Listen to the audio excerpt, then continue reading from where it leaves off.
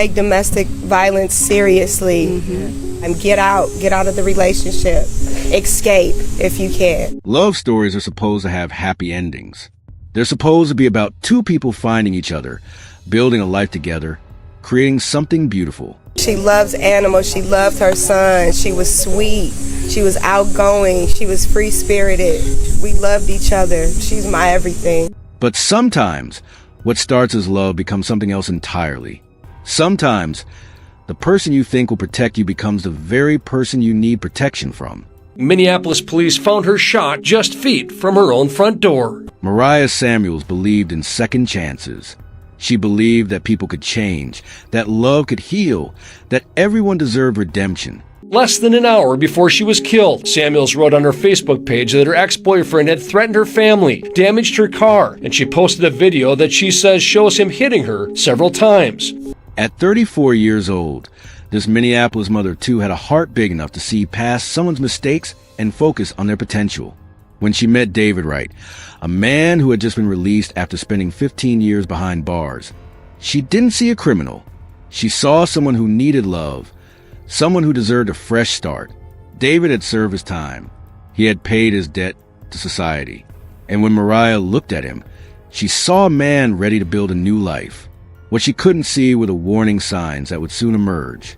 What she couldn't predict was how quickly love would turn into obsession, how protection would become possession, and how her act of compassion would ultimately cost her everything. Stay tuned as we reveal everything about this case. Drop a comment and let me know what you think about this story. Welcome to our channel. Make sure to hit the subscribe button. Like and share this video to help raise awareness and spread caution. Let's begin. The family of a Minneapolis woman killed in front of her home Sunday morning wants accountability. 34-year-old Mariah Samuels was a victim of domestic violence. And the relationship between Mariah and David started like many modern relationships do. There was connection. There was chemistry. There was a belief that they could build something meaningful together.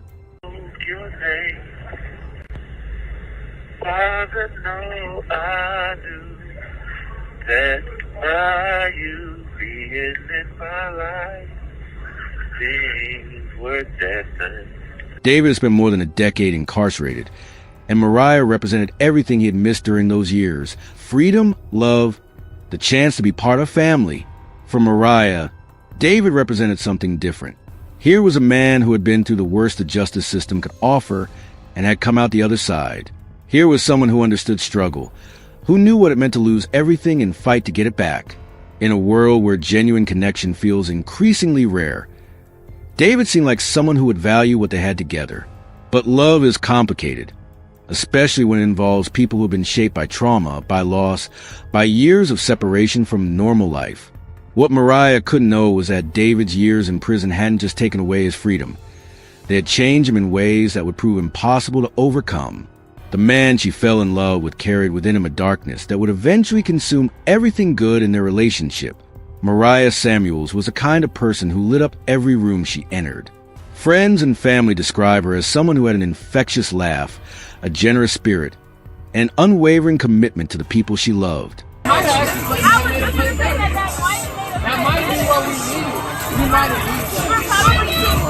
At 34, she had built a life centered around her two children, who were everything to her. Being a mother wasn't just something she did. It was who she was at her core, could overcome obstacles, and that everyone had capacity to change if they really wanted to. When Mariah met David Wright, she saw all of these possibilities. David had just been released after serving 15 years in prison, more than a third of his adult life. For someone like Mariah, who believed in redemption and second chances, David's story wasn't a red flag. It was an opportunity to be part of someone's comeback story. David was articulate about his experiences. He talked about his time in prison not as something he was proud of, but as something he had learned from. He spoke about wanting to build a different kind of life, about being grateful for the chance to start over. For someone who had spent 15 years cut off from normal relationships, from family life, from the simple pleasures that most of us take for granted, meeting Mariah must have felt like winning the lottery. In the early days of their relationship, David was everything Mariah could have hoped for. He was attentive without being overwhelming. interested in her life and her children, grateful for every moment they spent together. He seemed to understand how precious the second chance was, and he acted like someone who would never take it for granted. For Mariah, who had been raising her children largely on her own, the idea of having a true partner was incredibly appealing. Someone who understood struggle, who wouldn't take their relationship for granted, who was grateful for the chance to be part of family. It all seemed perfect. David's past wasn't something to overlook. It was proof that he understood the value of what they were building together. David entered prison as a young man and emerged as someone fundamentally changed by the experience. 15 years is enough time for entire ways of thinking to become ingrained, for survival mechanisms to become permanent parts of someone's personality. In prison, relationships are often about power and control. Trust is dangerous. Showing vulnerability can be deadly. These lessons don't just disappear when someone walks through the gates to freedom. When the honeymoon period of his relationship with Mariah began to fade, the real David Wright started to emerge. The gratitude and humility that had initially attracted Mariah were gradually replaced by demands and expectations. David began to show signs of possessive behavior that would eventually escalate into something much more dangerous. It started small, the way these things always do. David wanted to know where Mariah was going when she left the house. He wanted details about her conversations with friends, with co-workers, with family members. He began expressing jealousy about the time she spent with her children, about her friendships, about any aspect of her life that didn't directly involve him. Mariah initially interpreted these behaviors through the lens of David's experiences. He had been isolated from normal relationships for so long that his possessiveness seemed understandable. She thought he just needed time to adjust, to learn how to trust, to understand that love didn't mean ownership. She was patient with his questions, accommodating of his need for reassurance, understanding of his insecurities. But David's behavior continued to escalate. He began monitoring Mariah's phone, checking her messages, demanding to know about every conversation she had. He started showing up at her workplace unexpectedly, claiming he wanted to surprise her, but really checking on her activities. He began isolating her from friends and family, creating conflicts and drama that made it easier for Mariah to just avoid situations that would upset him. Mariah found herself walking on eggshells, constantly monitoring her own behavior to avoid triggering David's anger or jealousy. She began changing her routines, limiting her social interactions, making excuses for David's behavior to friends and family who were starting to express concern. The confident, independent woman who had first attracted David was slowly disappearing, replaced by someone who was constantly anxious about his reaction to her choices. The most dangerous aspect of David's behavior was how he convinced Mariah that she was responsible for his reactions. When he became jealous, it was because she had been too friendly with someone else. When he became angry, it was because she hadn't communicated effectively. When he became controlling, it was because she hadn't given him enough reason to trust her. This psychological manipulation made it almost impossible for Mariah to recognize that she was being abused. When Mariah finally recognized that what she had interpreted as love was actually something much more dangerous, David's possessiveness had evolved into outright stalking, and his emotional abuse had escalated to the point where Mariah feared for her safety and the safety of her children. David's surveillance of Mariah's activities had become constant and invasive. He would follow her to work, show up at places where she was supposed to be meeting friends, and monitor her online activities obsessively. He had inserted himself into every aspect of her life to such a degree that Mariah felt like she was living under constant observation. The relationship that had started with promises of partnership had become a prison of David's making. The stalking behavior extended beyond just monitoring Mariah's movements. David began contacting her friends, family members, and co-workers, ostensibly to check on Mariah, but actually to gather information about her activities and to send a message that he was always watching. He would call her repeatedly throughout the day, demanding to know exactly what she was doing and who she was with. When she didn't answer immediately, he would become increasingly aggressive and threatening. Mariah's children were also affected by David's behavior. He would question them about their mother's activities, try to turn them against her friends and family members, and create an atmosphere of tension and fear in a home that no child should have to endure. For Mariah, Seeing the impact of David's behavior on her children was a wake-up call that she couldn't ignore. Recognizing the danger she was in, Mariah made the brave decision to seek legal protection. She went to court and obtained restraining orders against David, legally prohibiting him from contacting her or coming near her home, workplace, or children. For many domestic violence victims, taking this step represents a moment of incredible courage, because it often triggers in an act of extraordinary courage. Mariah decided to make her ordeal public. She began sharing her story, talking openly about David's stalking and harassment, about the failures of the systems that were supposed to protect her, about the reality of trying to escape from an abusive relationship with someone who refused to accept that it was over. Mariah's decision to go public about her abuse was motivated by several factors. She wanted to document David's behavior in case something happened to her. She wanted to warn other women about the danger he posed. And she wanted to shed light on how inadequate the current systems are for protecting domestic violence victims from determined abusers. What do you think about Mariah's decision to share her story publicly? Have you ever supported someone who was trying to escape from an abusive relationship? Let me know in the comments.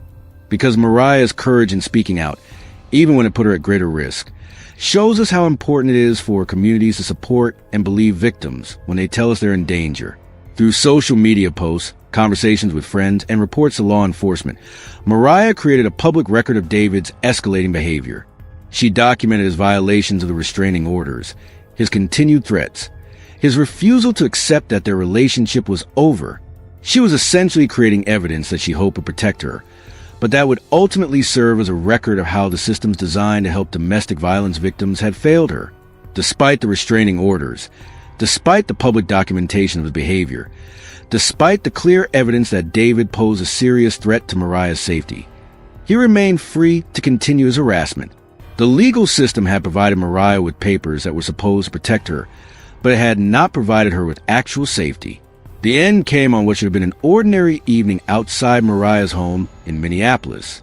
A woman was shot and killed just minutes after posting about the domestic violence she was facing. Family members say 34-year-old Mariah Samuels lost her life this weekend to that violence.